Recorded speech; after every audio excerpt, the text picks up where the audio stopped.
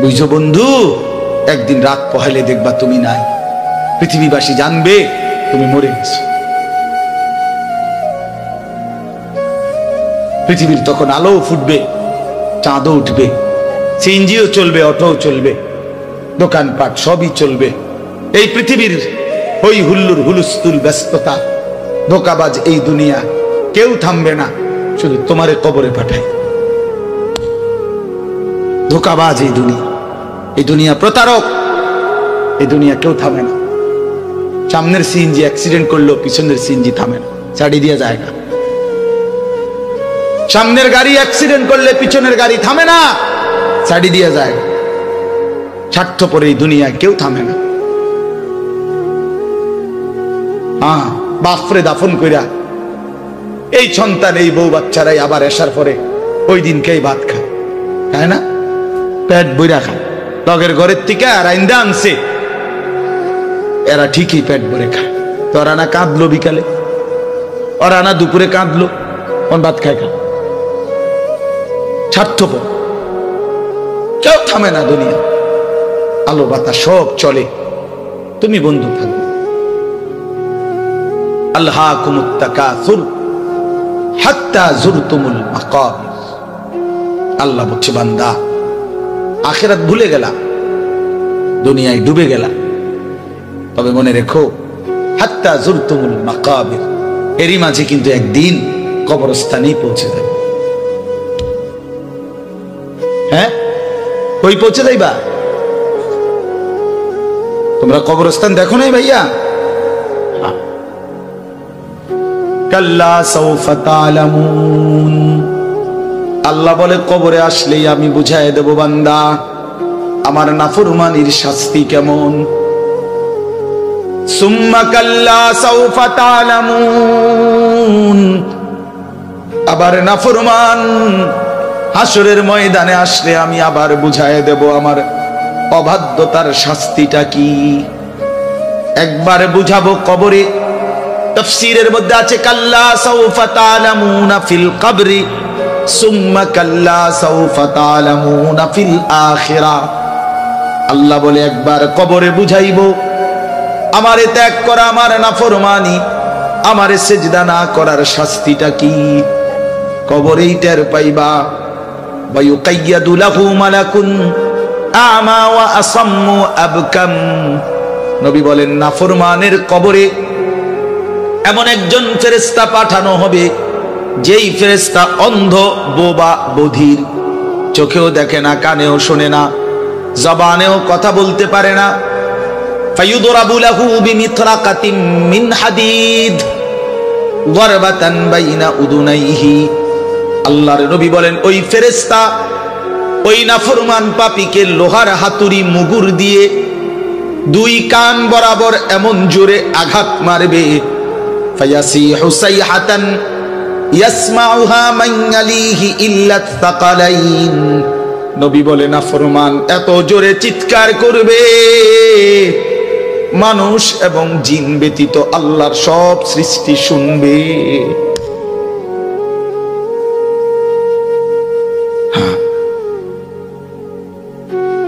বহু কবরস্থানে এমনও হয়, গরু ছাগল রশি ছিঁড়ে লাইতে চায়, জানেন এটা?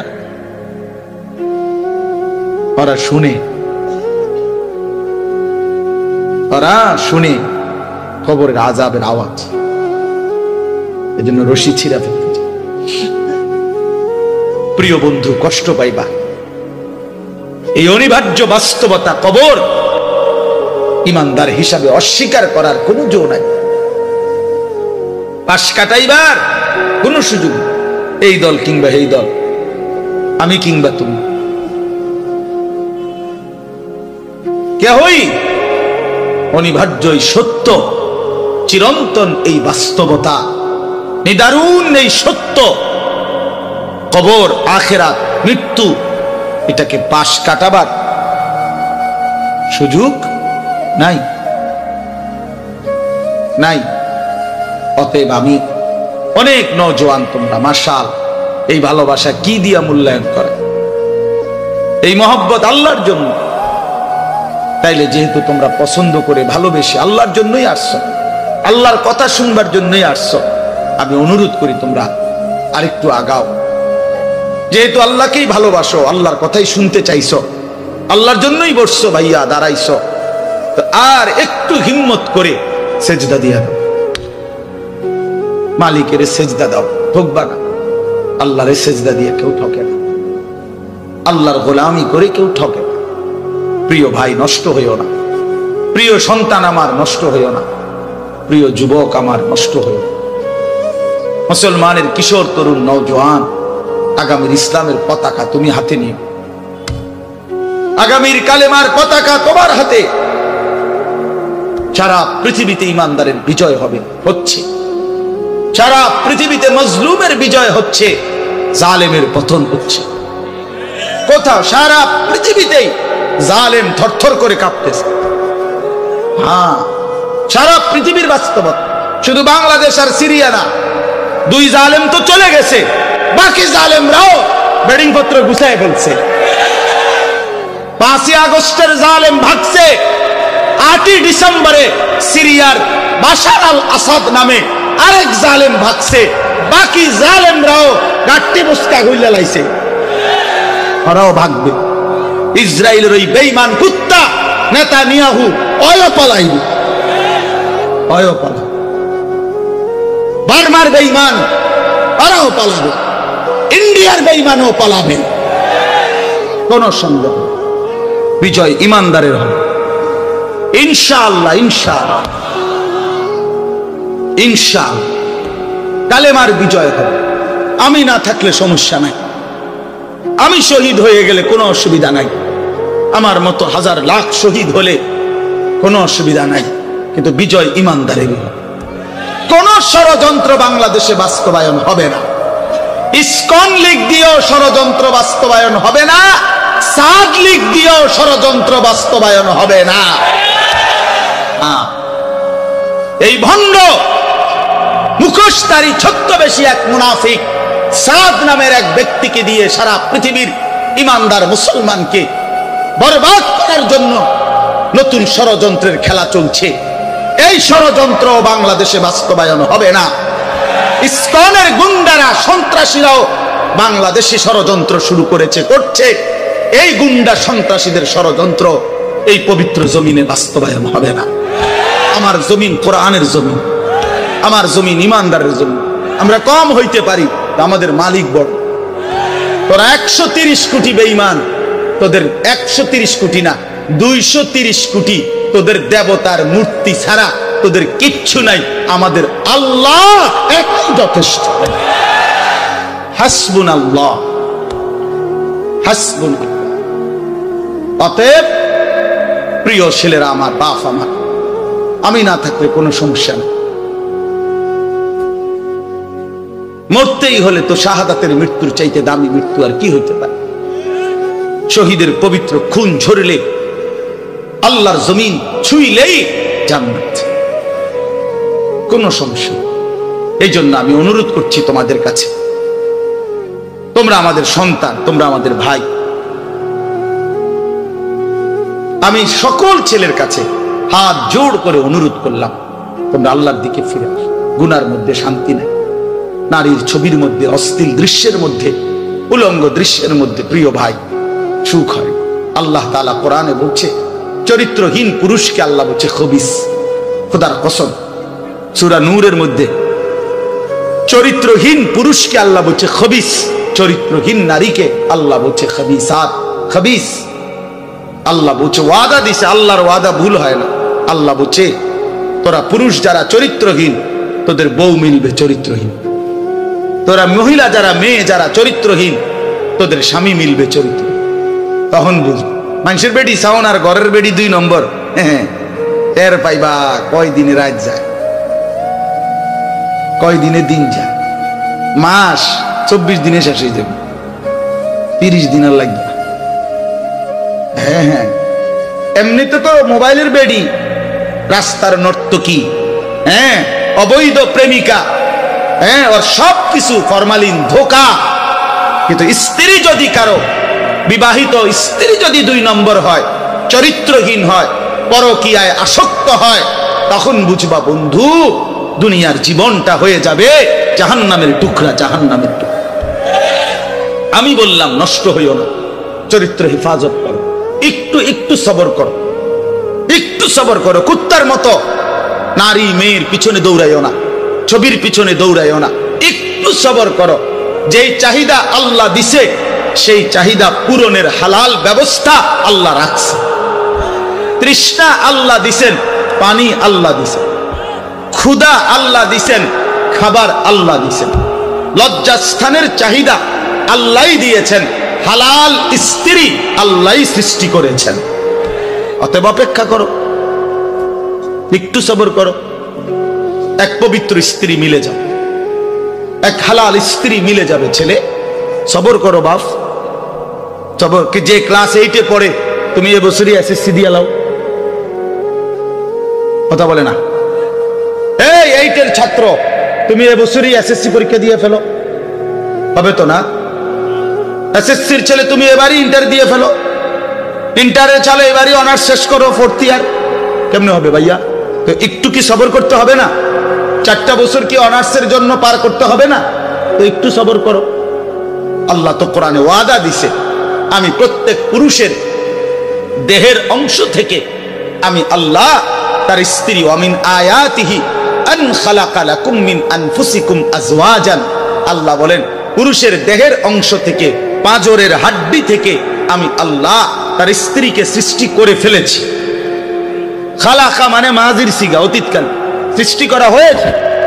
আল্লাহ বলেন সেই বিবি যখন মিলে যাবে, লিতাসকুনু ইলাইহা, তুমি একদম প্রশান্ত, সুকুন, চির শান্তি, প্রশান্তি মিলেই যাবে।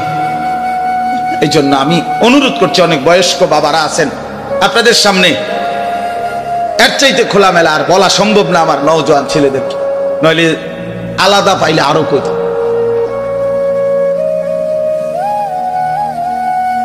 আরো বল যে নষ্ট হইও না, চরিত্রহীন ছেলে পেলের প্রতি আমার খুব দরদ, ফিকির। আমি হিসাব চিন্তা করে নিছি, কেন জানি আল্লাহর পক্ষ থেকে আমি বুঝিয়ে না এটা। মুসলমানের কিশোর তরুণ নওজোয়ান দেখলে আমার খুব মায়া লাগে। এরা যদি সব ফজরের নামাজ, আচ্ছা ফজরের নামাজে মুসল্লি কি হইল, তোমরা যদি ফজরের নামাজ পড়তা কি হইতো? আল্লাহর কসম, আল্লাহ ইসরায়েলের, আমেরিকার দুশ্মনের তখ্ত মসনদ কলিজা সুদ্ধা নড়ে উঠত। আর অপেক্ষায় আছে মুসলমানের ইমানদার যুবকের জাগা। মুসলমানের ইমানদার যুবক যেদিন জাগবে, আল্লাহর কসম গোটা পৃথিবীতে কালেমার পতাকা, গোটা পৃথিবীতে। এই সিরিয়ায় বাশার আল আসাদ নামে যে জালেম পতন হয়েছে, এই জালেমের বিরুদ্ধে যেই যুবক দাঁড়াইছে, জুলানি, এই একা যুবকের একটা মাথার জন্য সে এবং তার দোসররা 100 কোটি মার্কিন ডলার পুরস্কার ঘোষণা করেছে। আমি খেয়ালি মিয়া, একটা যুবকের মাথার জন্য তার মাথা কাইটা যে দিতে পারবে 100 কোটি মার্কিন ডলার পুরস্কার গ্রহণ। আরশে আজিমের মালিক আল্লাহ বলছে, যুবক আমি তোকে রক্ষা করব। আল্লাহ পাক ঠিকই তাকে রক্ষা করছে। ওই জালেম পলাইছে, গাট্টি গুট্টি লইয়া পলাইছে। এই জন্য বাংলাদেশের নিরস্ত্র কিশোর যুবক নওজোয়ান দাঁড়াইছে, জালেম পলাইছে। এটাই সত্য, এটাই সত্য। নওজোয়ান হিম্মত করলে, বুক পেতে দিলে, নওজোয়ান দাঁড়াইলে, যেই কোনো বড় অসাধ্য আল্লাহর দয়ায় ওইটাও অর্জন হয়েছে। এটা আল্লাহ তাআলা যৌবনের মধ্যে শক্তি রাখছে। কোরআন শরীফে আছে, আল্লাহ বলছে যৌবনটাই শক্তি। ছোটবেলা আল্লাহ নিজে বলছে দফ, এটা দুর্বলতা। বুড়াকাল আল্লাহ নিজে বলছে ওইটাও দফ, দুর্বলতা। তো শক্তি কই? আল্লাহ বলছে যৌবন, কুওয়াতান।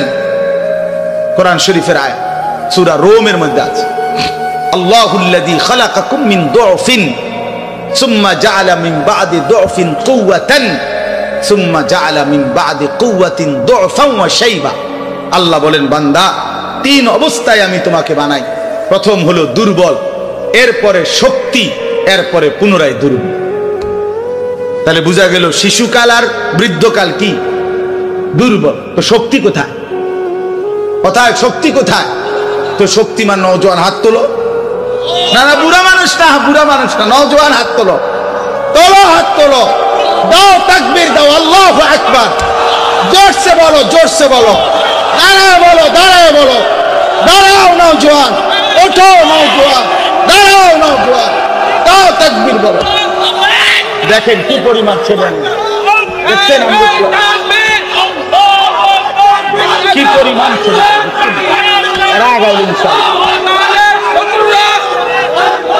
বসো বসো, দাঁড় করাই দিলাম আল্লাহর জন্য। কার জন্য? আমার কাছে কিতাব আছে, আমি নিজে পড়ছি, আল্লাহর কসম, হাদিসে কুদসি। আল্লাহ বলে, ইয়া আদম, শুনতেছো ভাইয়া?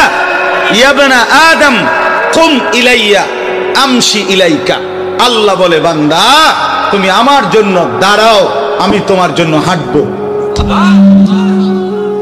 আমশি ইলাইয়া উহারবিলু ইলাইকা। এরপরে আল্লাহ বলে, বান্দা তুমি আমার জন্য হাঁটতে শুরু করো, আমি আল্লাহ রহমত নিয়ে দৌড়তে শুরু করব।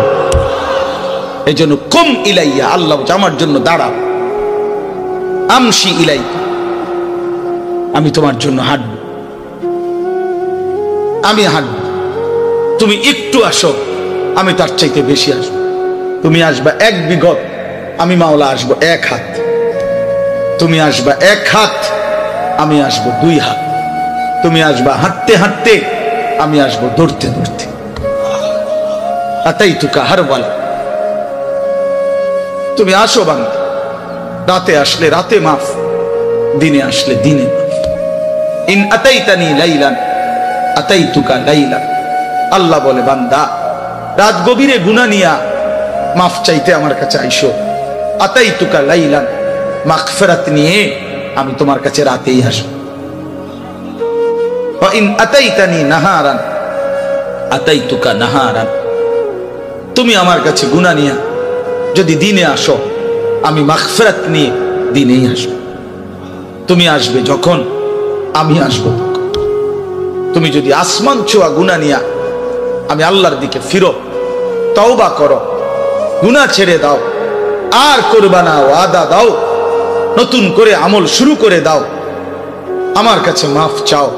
আল্লাহ বলেন, বান্দা আমি ওয়াদা দিলাম, লাউ বালাগাত যুনুবুকা আনানাস সামা সুম্মা ইস্তাগফারতানি গফারতু লাকা ওয়ালা উবালি।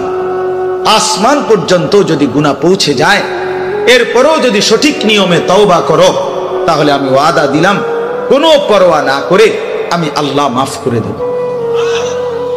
এই জন্য প্রিয় ভাই আমার, বন্ধু আমার, সাথী আমার, আমরা আল্লাহর দিকে ফিরবো ইনশাআল্লাহ। 5 ওয়াক্ত নামাজ পড়বো ইনশাআল্লাহ। ফজরের নামাজ পড়ো, ফজরের নামাজ, ফজরের সেজদা দাও, দেখবা কপাল খুলে যাবে। মান সাল্লাল ফজরা ফাহুয়া ফি জিম্মাতিল্লাহ। নবী বলছেন যে ফজরের নামাজ পড়লো, সে আল্লাহর জিম্মায় চলে গেল। আল্লাহ ডাক দিল, আনিস ফজরের নামাজ পড়লি, তোর সারা দিন আমি দেখো। ঘাবড়াইস না, আমি আছি, আমি আছি। আল্লাহ তাআলা আমাদেরকে তৌফিক দান করেন, আল্লাহ তাআলা আমাদেরকে কবুল করে নেন। আমি 6টা আয়াত পড়ছি, এখন শুধু আর তরজমা বলবো, তাইলে আমার কথা শেষ। 30 নম্বর পারা, 83 নম্বর সূরা। সূরাটার নাম হলো তাতফিফ, মুতাফফিফিন। এই সূরার প্রথম 6টি আয়াত আমি তেলাওয়াত করছি। আল্লাহ তাআলা বলেন, ওয়াইলুল লিল মুতাফফিফিন, যারা তাতফিফ করে তাদের জন্য দুর্ভোগ, লাঞ্ছনা, আযাব, জাহান্নাম। যারা তাতফিফ করে, ব্যাখ্যা বলতেছি পরে, আগে যেটা কইছি এটাই শোনেন। যারা কি করে? তাতফিফ, তো আকার তা, ত তাত, ফ দীর্ঘিকার ফি, ফ, এই তাতফিফ। বুঝছেন নি শব্দটা? কথাটা বুঝছেন কিনা বলেন না? এখন ব্যাখ্যা বলতেছি। তো আল্লাহ বলেন, যারা তাতফিফ করে তাদেরকে বলে মুতাফফিফ, তাদের জন্য জাহান্নাম। এই শব্দটার দুইটা অর্থ। এক নাম্বার মূল অর্থ হইল ওজনে কম দেওয়া। কি দেওয়া? ওয়াইলুল লিল মুতাফফিফিন। আল্লাহ বলেন যারা ওজনে কম দেয়, ঠকায়, প্রাপককে তার প্রাপ্য কম দেয়, তার জন্য জাহান্নাম, দুর্ভোগ, লাঞ্ছনা, আযাব। এই জন্য তাফসীরের মধ্যে আছে এই সূরার শুরুতে মদিনায় যখন আল্লাহর নবী সাল্লাল্লাহু আলাইহি সাল্লাম মক্কা থেকে হিজরত করে মদিনায় গেছেন, তো নবীজি মদিনার বাজারে দেখছেন যে মদিনার ব্যবসায়ীরা, মানে তখনকার ইয়াসরিবের, তারা ব্যাপকভাবে মানুষকে ঠকায় ওজনে মাফ। তখন সর্বপ্রথম আল্লাহর পক্ষ থেকে মদিনায় নবীজি হিজরত করে মদিনায় যাওয়ার পর সর্বপ্রথম যেই সূরা নাজিল হইছে মদিনায়, এটাই সূরা, মদিনায় অবতীর্ণ প্রথম সূরা, সূরা তাতফিফ। আর আল্লাহ বলেন ওয়াইলুল লিল মুতাফফিফিন, সাবধান তোমরা যারা ওজনে কম দিচ্ছ, তোমাদের জন্য জাহান্নাম। এই যে বলছে প্রথম দিন মদিনায় হিজরতের পরে প্রথম আয়াত, সেই থেকে নিয়ে ইমানদাররা এই আচরণ ইয়াসরিবের মানে মদিনার মুসলমান ছেড়ে দিছে। এই মন্দ অভ্যাস আজকে 1450 বছর পরেও মদিনার ব্যবসায়ীদের ওজন 100 নিখুঁত, এখনো এই ঐতিহ্যটা, এখনো আমরা এইটা ঐতিহাসিকভাবে প্রমাণিত। এখন মদিনার ব্যবসায়ী একেবারে পাক্কা ঠকায় না, ঠকায় না। আল্লাহর নবী সাল্লাল্লাহু আলাইহি সাল্লাম হাদিসের মধ্যে আছে মদিনার সমস্ত কিছুর জন্য নবী দোয়া করছেন, এমনকি এই মদিনার দাড়ি পাল্লা বাটখারার লাগেও নবী দোয়া, আল্লাহুম্মা বারিক লানা ফি মুদ্দিনা ওয়া সাইনা ওয়া তামারিনা। আল্লাহ আমাদের মদিনার এই ফাল্লি বাটখারা এটির মধ্যে বরকত দিন, বুঝছেন না, এর মধ্যে বরকত চাইছে। অর্থাৎ এই জন্য মদিনার ওই আল্লাহর কথা মেনে নিছে, আর কখনো মানুষকে ঠকায় না। আমি নিজে দেখছি, সব সময় কতবার দেখছি মদিনার ব্যবসায়ী আপনার, আমি দেখছি একদিন এই আতর সহ কিতা কিতা কিনছে বেটা, তো দাম নিয়া মাইপা টাইপা দেওয়া ঠিক করার পরে দাম নিয়ে তর্ক, সাথে সাথেই এই লোক ক্রেতা ওই দোকানদারকে একটা শব্দ শুধু বলছে, মানে দাম নিয়ে যখন ফেস লাগছে, ওই বেটাও আরবি, এ বেটাও আরবি, তো এ বেটায় আরবি, এ বেটা হরে কইতেছে সাল্লি আলান নবী, নবীজির উপরে দুরূদ পড়ো। এ একার মনে যেন আগুনের মধ্যে পানি দিয়ে একে ঠান্ডা, একদম ঠান্ডা, হে সাথে সাথে বলছে আল্লাহুম্মা সাল্লি আলা মুহাম্মদ। এরপর আর কোনো কথা নাই যে ঠিক আছে, এ হের বলতেছে তুই যা বলছো তাই, খালাস, মাফি মুশকিল, কোন সমস্যা। আল্লাহ তাআলার হুকুম তারা এভাবে মানছে। ওয়াইলুল লিল মুতাফফিফিন, আল্লাহ বলছে যারা ওজনে কম দেয় তাদের জন্য জাহান্নাম।